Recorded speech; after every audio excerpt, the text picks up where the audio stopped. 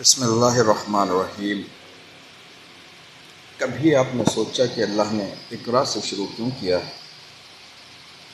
اللہ تعالیٰ یہ بھی تو کہہ سکتا تھا قل بسم ربک الذی خلق، لیکن یہاں پہ لفظ اقرا کہا گیا۔ اقرا پڑھنا، سوچنا، سمجھنا تمام معنوں میں استعمال ہوتا ہے۔ اللہ تعالیٰ کہتا ہے کن، پھر اس کے بعد آتا ہے فیکون۔ ابھی کن کا فیض ہے۔ کن کا مطلب یہ ہوا کہ یہ دنیا کی تخلیق ہوئی۔ فیکون کا مطلب روز محشر ہے۔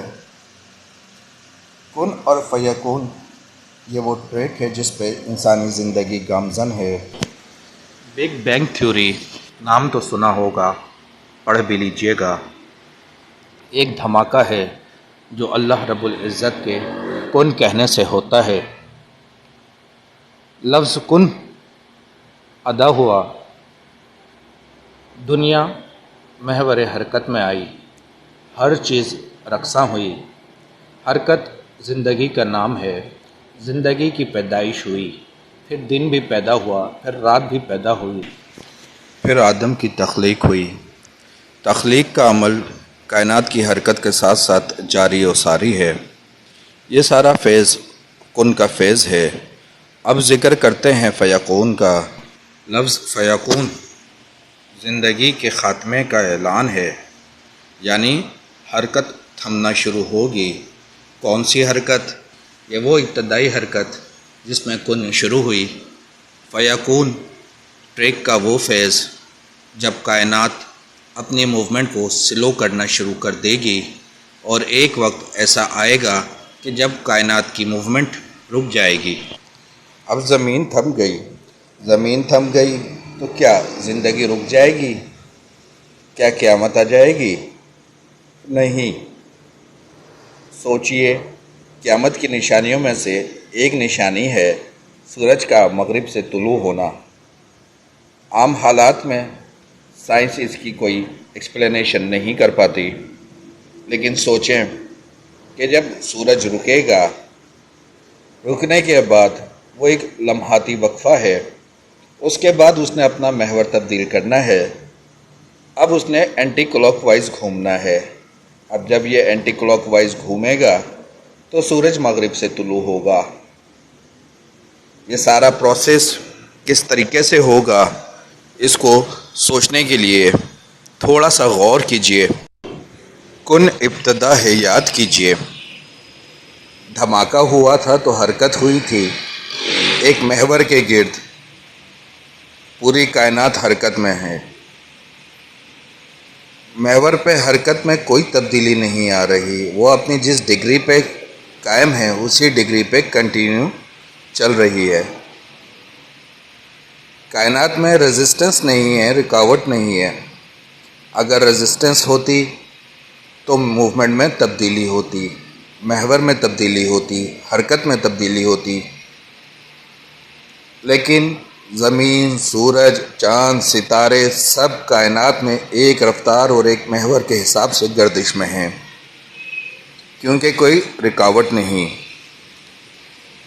اب فیکون کا ٹائم شروع ہوتا ہے۔ فیکون اینڈنگ آف لائف۔ اب کیا ہوا؟ اب جو حرکت رواں دواں ہے وہ ایک ٹریک پہ تھی، اس ٹریک میں ریزسٹنس شروع ہوتی ہے۔ خلا میں کائنات خلا کے جس ٹریک میں رواں دواں ہے، اس ٹریک میں اب گیسز پیدا ہونا شروع ہوتی ہیں۔ جب گیسز خلا میں پیدا ہونا شروع ہوں گی تو کائنات کی موومنٹ سلو ہونا شروع ہوگی۔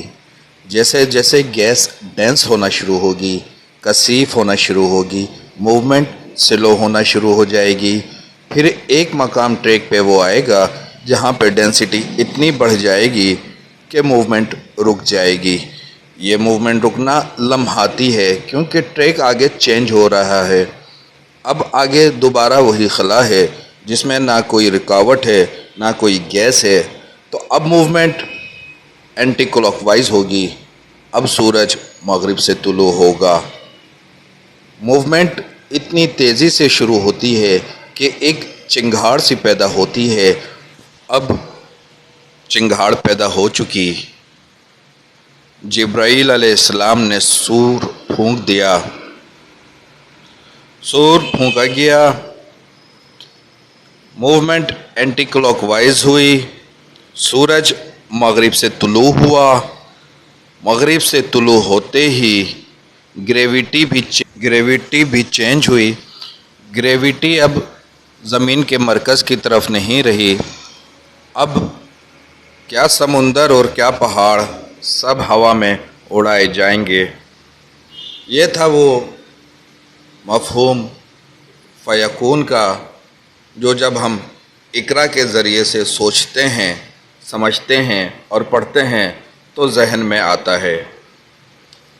اگلی ویڈیو کے اندر ھذا امر ربی، اس کو سوچنے کی اور سمجھنے کی کوشش کریں گے کہ روح کیا ہے۔ اپنے سوالات ویڈیو کے اندر نیچے شیئر کر سکتے ہیں۔ آپ کی آراء کا منتظر ڈاکٹر فیصل امام۔